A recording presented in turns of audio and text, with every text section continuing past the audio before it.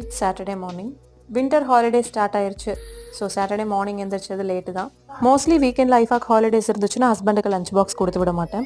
நானே எந்திரிச்சு செஞ்சு கொடுக்குறேன் அப்படின்னு சொன்னால் கூட ஹஸ்பண்ட் வேண்டாம் அப்படின்னு சொல்லிடுவாங்க. மார்னிங் எந்திரிச்சு ஐஃபாக்கு பால் கலக்கி கொடுத்துட்டு நானும் டீ குடிச்சிட்டேன்.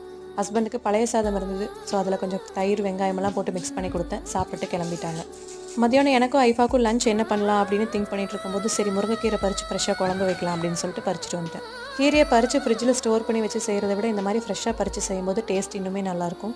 கீரை குழம்பு அண்ட் கீரை பொரியல் பண்ணலான் இருந்தேன். அப்புறம் எதுக்கு ரெண்டுமே கீரையாக பண்ணிவிட்டேன் அப்படின்னு சொல்லிட்டு பொரியல் பண்ணுறதுக்கு தேவையான கீரையை எடுத்து வச்சுட்டேன். நெக்ஸ்ட் டே பண்ணிக்கலாம் அப்படின்னு சொல்லிட்டு. ஸோ ஊறுகாய், முறுக்கு, அதுக்கப்புறமா ஆம்லேட் போட்டு சாப்பிட்டு அன்றைக்கி லஞ்ச் முடிச்சிட்டோம். ஐஃபா மார்னிங் எப்பவும் போல் ஸ்கூல் டைமிங்கே எழுந்திரிச்சிட்டாங்க. ஸோ மத்தியானம் கொஞ்சம் நேரம் தூங்க வைக்கலாம் அப்படின்னு ட்ரை பண்ணால் தூங்க வைக்கவே முடியல. ஒரு 10 days லீவ் இருக்குது. ஸோ அதில் எப்படியாச்சும் ட்ரை பண்ணி தூங்க வைக்கணும் அப்படின்னு சொல்லி ட்ரை பண்ணிகிட்ருக்கேன். நாளைக்கு இன்னொரு வீடியோவில் பார்க்கலாம். பாய்.